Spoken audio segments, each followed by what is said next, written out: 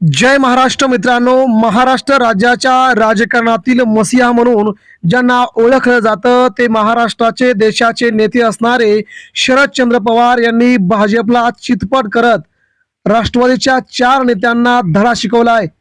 तर साहेब जिंकले आणि भाजपा मात्र हरली असा प्रकारचा उद्धव ठाकरे आणि शरद पवार यांनी केलाय राजकीय गेम। मित्रांनो, महाराष्ट्राच्या राजकारणातील साहेबांचा विजय एका दगडात 3 पक्षी गारत भाजपसह अजित पवार गटातील नेत्यांना साहेबांनी केलं चितपट। देशाचं राजकारण शरद पवार यांच्या घराण्याभोवती कित्येकदा फिरल्याचं आपण पाहिलंय। पवारांची ताकद नरेंद्र मोदींसह अमित शहा यांना देखील माहीत आहे। पवारांना बाजूला सारून महाराष्ट्राचं राजकारण, देशाचं राजकारण तुम्हाला करता येणार नाही हे देखील तेवढंच सत्य होते। परंतु सध्या मात्र शरद पवार आणि कुटुंबियांवरती दुःखाचा डोंगर कोसळला आहे। त्यांचे पुतणे असणारे आणि महाराष्ट्राचे उपमुख्यमंत्री अजितदादा पवार यांनी महाराष्ट्राशी घेतलेली अकाली एक्झिट यातून आता अजून पवार कुटुंबीय सावरते ना सावरते तोच त्यांना दुसरा धक्का देण्यास भारतीय जनता पार्टीने आपली सर्व ताकद पणा लावली होती। आज आपण पाहिलं की महाराष्ट्रामध्ये भारतीय जनता पार्टीला दोन्ही नेते म्हणजे दोन्ही पक्ष शरद पवारांची राष्ट्रवादी आणि अजित पवारांची राष्ट्रवादी दोन्ही नेते दोन्ही पक्ष एकत्र येता कामा नये यासाठी बीजेपी प्रत्येक जोरदार ताकद लावत असल्याचं आपण पाहतोय आणि तशा प्रकारची भाजपने फिल्डिंग देखील जोरदार लावलेली आहे। परंतु शरद पवार मात्र सगळ्यांनाच पुरून उरलेत। शरद पवार हे भारतीय जनता पार्टीला कशा प्रकारे पुरून उरलेत ते आपण पाहणारच आहोत। महाराष्ट्रामध्ये अजितदादांच्या नंतर आपणच देशाचे राष्ट्रीय अध्यक्ष होऊ, पक्ष आपल्याच ताब्यात येईल या प्रकारची सध्या हुशारकी मारणाऱ्या नेत्यांना देखील शरद पवारांनी चांगली चपराक मारली। प्रफुल्ल पटेल, तटकरे हे 2 नेते यांना राज्यामध्ये शरद पवारांसोबत युती नको होती किंवा शरद पवारांच्या सोबत एकत्रीकरण नको होते। परंतु शरद पवारांनी अशा प्रकारचा डाव टाकला आणि हा डाव जिंकल्यामुळे भाजप देखील आता दणाणली आहे। महाराष्ट्राच्या उपमुख्यमंत्री असणाऱ्या सुनेत्रा पवार आणि शरद पवारांनी हा डाव टाकत राष्ट्रवादीच्या मातबर नेत्यांना आता त्यांची जागा दाखवली आहे। महाराष्ट्राच्या राजकारणामध्ये शरद पवारांना जर तुम्ही नमवण्याचा प्रयत्न केला तर ते देखील शरद पवार आहेत। वयाच्या 85व्या वर्षी हार न मानणारा बलाढ्य नेता म्हणून शरद पवार यांच्याकडे पाहिले जाते। शरद पवार यांची शारीरिक ताकद, मानसिक ताकद ओळखणं भाजपला अजूनही जमलं नाही।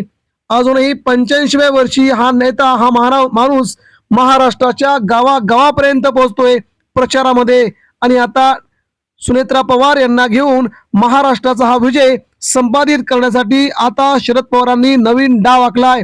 यामध्ये भाजपत चितपट झालीच, परंतु अजित पवार यांच्या गटातील बरेच नेते चितपट झाल्याची चर्चा आहे। जेव्हा सगळं संपतं तेव्हा अजित पवार यांच्यासह शरद पवार नवीन डाव टाकतात हे महाराष्ट्राला माहीत होते आणि पवारांनी अंतिम डाव टाकला आणि भाजपसह अजित पवारांचे बडे नेते चितपट झालेत। अखेर महाराष्ट्राच्या राजकारणामध्ये राष्ट्रवादी काँग्रेस पार्टी हा एकच पक्ष आणि एकच कुटुंब असल्याचं पवारांनी जाहीर केलंय। यामुळे काही नेत्यांना आता शरद पवारांच्या जवळ त्यांच्या आधिपत्याखाली काम करायचं नव्हतं, परंतु शरद पवारांनी पवार कुटुंबियांना एकत्र आणत आपला परिवार एकच आहे, परंतु आपल्यामध्ये फूट पाडणाऱ्यांना आता जवळ करायचं नाही। शरद पवार सांगतील तोच प्रदेश अध्यक्ष, तोच कार्याध्यक्ष आणि तोच पक्षाचा राष्ट्रीय अध्यक्ष होईल अशी शरद पवारांच्या आणि अजित पवारांच्या आमदारांची देखील हीच इच्छा आहे। शरद पवारांना शेवटच्या या वयामध्ये मला त्रास द्यायचा नाही, तर दोन्ही पक्ष मला एकत्र आणून शरद पवारांना मी केलेली चूक मला सुधारायची आहे असं अजित पवारांनी सगळ्यात मोठं वक्तव्य शेवटच्या काही दिवसामध्ये केल्याचं त्यांचे मित्र गुर्जर यांनी सांगितलंय। यामुळे अजित पवार आणि शरद पवार यांच्यामध्ये कित्येकदा चर्चा झाली होती हे आता सत्य आहे आणि यामुळे सुनेत्रा वहिनी आणि शरद पवार यांचा हा विजय भाजपच्या आणि अजित पवारांच्या चार चौकटींसाठी खूप धक्कादायक असून त्यांची मात्र राजकारणातील संपूर्ण हद्दपारी आता शक्य झाली। त्यामुळे या नेत्यांना आपलं राजकारण इथेच बंद करून भाजपमध्ये प्रवेश करावा लागतो की काय अशी चर्चा आहे। त्या नेत्यांनी आजच अमित शहा यांच्यासह नरेंद्र मोदी यांची भेट घेऊन त्यांना शुभेच्छा दिल्यात। म्हणजे आता केंद्रामध्ये मीच सर्वोच्च नेता हे दाखवण्याची चढाओढ प्रफुल्ल पटेल हे करत असल्याची चर्चा रंगू लागली असून त्यांचे व्हिडिओ देखील आज समोर आलेत। मात्र शरद पवारांनी अंतिम डाव टाकला आणि अखेर दोन्ही राष्ट्रवादी एकत्रच आहेत, आगामी काळात एकत्र राहणार। पवार कुटुंबियांशी पंगा घेण्याचा प्रयत्न केला तर गाठ शरद पवार यांच्याशी आहे असं पवारांनी अप्रत्यक्षरित्या काही नेत्यांना सुनावलंय। त्यामुळे राज्याचं राजकारण पुन्हा एकदा शरद पवारांनी हातात घेऊन साहेब जिंकले आणि भाजप हारली आणि राष्ट्रवादी काँग्रेस पार्टीचे काही नेते हारले असा संदेश साहेबांनी थेट दिलाय। मित्रांनो, यावरती आपल्या प्रतिक्रिया द्या।